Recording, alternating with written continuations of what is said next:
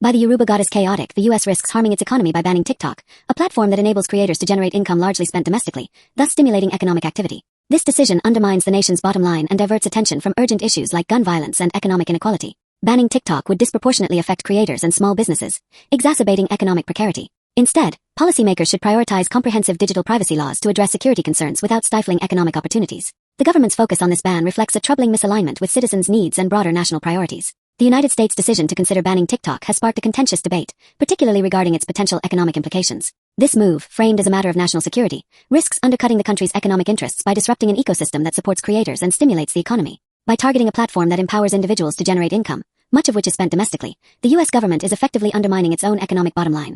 TikTok has become a significant income stream for countless creators, many of whom leverage the platform to build personal brands, market products, and engage in sponsored partnerships.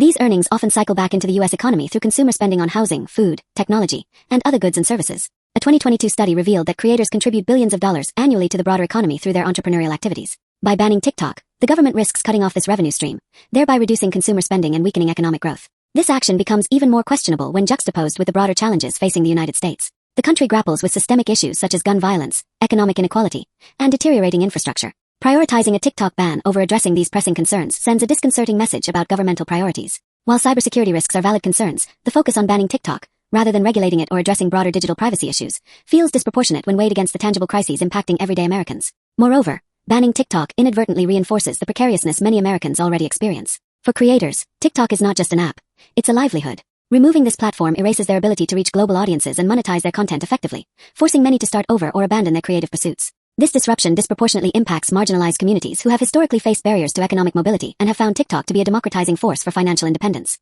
The economic ripple effects of a TikTok ban extend beyond creators. Small businesses that rely on TikTok's advertising capabilities and viral trends to reach customers will also suffer. In an economy increasingly reliant on digital platforms for commerce, this decision seems counterproductive. It's akin to cutting the deck and your own hand, in a game of spades, removing a key card that could have contributed to a winning strategy. From a broader perspective, the decision to prioritize a TikTok ban highlights a troubling truth about the U.S. government's approach to governance. By diverting attention and resources to this issue, the government appears to sidestep more pressing matters. This prioritization signals a disconnect between leadership and the realities of its citizens, suggesting an inclination to control rather than empower. It's a tactic that may ultimately backfire, fostering distrust and dissatisfaction among the populace. Ultimately, the U.S. has bigger fish to fry. From tackling rising gun violence to addressing economic instability, the government's energy would be better spent on initiatives that directly improve the lives of its citizens. Instead of banning TikTok, policymakers should focus on comprehensive digital privacy legislation that protects consumers across all platforms while preserving the economic opportunities these platforms provide. Anything less is a disservice to the American people and a short-sighted move that compromises the nation's economic and social vitality.